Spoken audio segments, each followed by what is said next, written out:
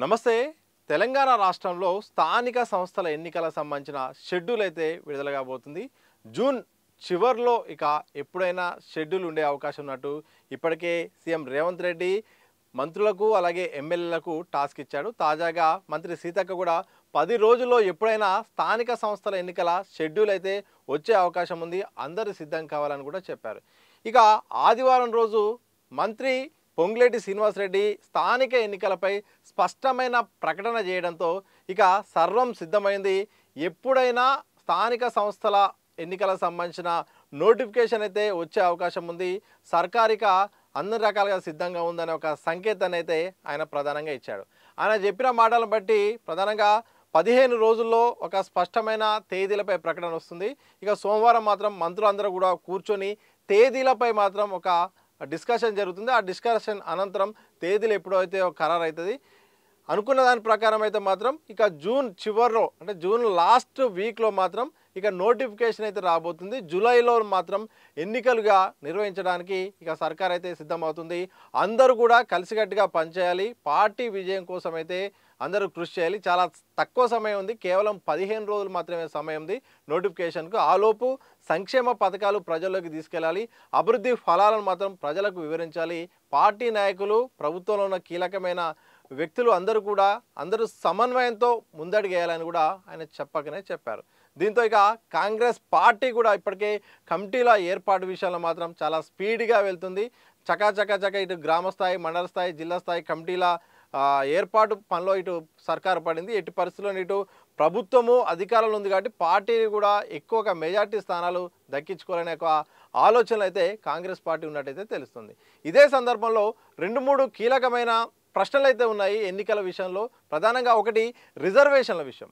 42% సంబంధించిన రిజర్వేషన్ల విషయం అయితే మాత్రం తెలంగాణ అసెంబ్లీలో రాష్ట్ర సర్కార్ అయితే తీర్మానం ఆమోదించుకొని ఇప్పుడు కేంద్రాన్ని పంపించింది. ఇప్పుడు రాష్ట్రపతి చేతిలో పార్లమెంటు ఆమోదం కూడా రెండూ అవసరమైన పరిస్థితి.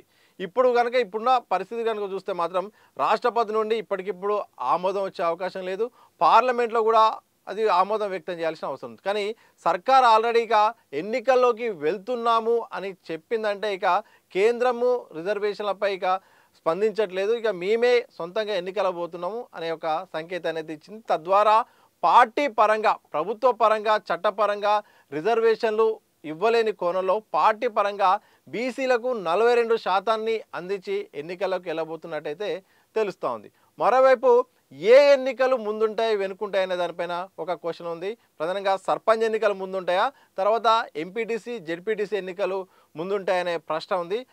ఈ నేపథ్యంలో మాత్రం పార్టీ నుండి చాలామంది అయితే మాత్రం గుర్తుతో సంబంధం లేకుండా జరిగే సర్పంచ్ ఎన్నికల్లే ముందు నిర్వహించాలని చాలామంది పార్టీ సంబంధించిన కాంగ్రెస్ పార్టీ కీలక నేతలు అదే గ్రౌండ్ నుండి వచ్చిన రిపోర్టును బట్టి అయితే మాత్రం వాళ్ళు అనుకున్నారు. కానీ మంత్రి పొంగులేటి శ్రీనివాసరెడ్డి చెప్పిన మాటల ప్రకారం మాత్రం ముందుగా పార్టీ గుర్తుపై జరిగే ఎన్నికలైన ఎంపీటీసీ, జెడ్పీటీసీ ఎన్నికల తర్వాతనే సర్పంచ్ ఎన్నికలు ఉంటాయి, ఆ తర్వాత మున్సిపల్ ఎన్నికలు ఉంటాయని కూడా ఆయన స్పష్టత వ్యక్తం చేశారు. దీంతో ఇక దీనికి ఒక ఫుల్ స్టాప్ పడ్డట్టయింది. ఇక పార్టీ గుర్తుతో సంబంధం ఉన్న ఎన్నికలు అయితే ముందు జరగబోతున్నాయి. ఆ తర్వాతనే గ్రామ స్థాయిలో జరగాల్సిన పాలక మండలాలకు సంబంధించిన, సర్పంచ్ సంబంధించిన వార్డు ఎన్నికలైతే జరగబోతున్నాయని కూడా ఒక స్పష్టత అయితే వ్యక్తం చేశారు. ఇక ఎప్పుడు ఎన్నికలు ఉండే అవకాశం ఉందన్న సందర్భంలో మాత్రం జూలై 2వ వారంలో మాత్రం ఇక ఈ జెడ్పీటీసీ, ఎంపీటీసీ సంబంధించిన ఎన్నికలు అయితే ఉండబోతున్నాయి. ఆ తర్వాత సర్పంచ్ ఎన్నికలు ఉండబోతున్నాయి. ఆ తర్వాత మున్సిపల్ ఎన్నికలు ఉండబోతున్నాయి. అంటే ఇప్పటికీ అందుతున్న సమాచారం ప్రకారం మాత్రం జూన్ చివరి వారంలో ఏదైతే ఎంపీటీసీ, జెడ్పీటీసీ ఎన్నికలకు సంబంధించిన షెడ్యూల్ అయితే రాబోతుంది. ఆ షెడ్యూల్ వచ్చిన తర్వాత, ఎన్నికల తర్వాత అనంతరం జూలైలో సర్పంచ్ ఎన్నికలకు సంబంధించిన షెడ్యూల్ అయితే రాబోతుంది. సర్పంచ్ ఎన్నికల అనంతరం మున్సిపల్ సంబంధించిన ఎన్నికలు అయితే మాత్రం నిర్వహించబోతుంది. ఆ తర్వాత ఇక కార్పొరేషన్ సంబంధించిన ఎన్నికలు అయితే మాత్రం నిర్వహించబోతుంది. అంటే తద్వారా ఇక జూలై నుండి మొత్తం వరుసగా ఎన్నికల కోలాహలం అయితే తెలంగాణ రాష్ట్రంలో ఉండబోతున్నట్టయితే సంకేతాలు అర్థమవుతున్నాయి. ఎందుకంటే ఇటు ఎంపీటీసీ ఎన్నికలు ఉన్నాయి, జెడ్పీటీసీ ఎన్నికలు ఉన్నాయి, సర్పంచ్ ఎన్నికలు ఉన్నాయి, ఆ తర్వాత మున్సిపల్ ఎన్నికలు ఉన్నాయి, కార్పొరేషన్ ఎన్నికలు ఉన్నాయి. ఆ తర్వాత ఇవన్నీ ఎన్నికల ప్రాసెస్ వచ్చేలోపు హైదరాబాద్ సంబంధించిన జిహెచ్ఎంసీ ఎన్నికల పాలక మండలి కూడా పూర్తి అయిపోతుంది. ఒక కొద్ది నెలల గ్యాపుల్నే జిహెచ్ఎంసీ ఎన్నికలు కూడా నిర్వహించబోతుంది. తద్వారా ఇక వరుసగా ఎన్నికల సంవత్సరంగా ఉండబోతుంది. ఈ ప్రధానంగా ఈ జూన్ జూలైలో ప్రధానంగా జూన్లో నోటిఫికేషన్ రావడం, జూలై ఆగస్టు మొత్తం ఈ 2 నెలలు కూడా మొత్తం ఎన్నికలకు సంబంధించిన కోలాహలం అయితే తెలంగాణ రాష్ట్రంలో ఉండబోతుంది. ఇక రిజర్వేషన్ల విషయంలో మాత్రమే ఒక పెద్ద ప్రశ్నగా మారిపోయింది. ఇటు ప్రతిపక్షాలు అయితే మాత్రం ఇచ్చిన మాట ప్రకారం పార్టీ పరంగా కాదు, చట్టపరంగా 42% రిజర్వేషన్ ఇవ్వాల్సిందే, మాట తప్పొద్దు, బీసీలకు అన్యాయం చేయొద్దంటే ఇటు బీఆర్ఎస్ కానీ బీజేపీ అంటుంది. ఇటు కేంద్ర పరిధిలో రిజర్వేషన్ల అంశం ఉంది, కానీ చట్టము చేస్తే మాత్రం తెలంగాణ రాష్ట్రంలో వచ్చే అవకాశం ఉంది. కానీ లేట్ అవుతుంది, ఇప్పటికే ఇబ్బంది అవుతుంది. తద్వారా కేంద్రం నుండి రావాల్సిన అభివృద్ధి పథక ఫలాల సంబంధించిన గ్రాంట్స్ కూడా ఆగిపోతున్నాయి. ఇప్పటికే 2000 కోట్ల వరకు అయితే ఆగిపోయింది.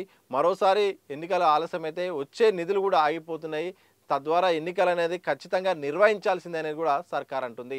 చూడాలి మరి. ఇదైతే రిజర్వేషన్ల అంశం విషయంలో మాత్రం కొంత ఇబ్బందికరమైన వాతావరణం ఉంటుంది. దాన్ని మరి కాంగ్రెస్ సర్కార్ ఎట్లా డిఫెండ్ చేసుకుంటుందో చూడాల్సిన అవసరం ఉంది.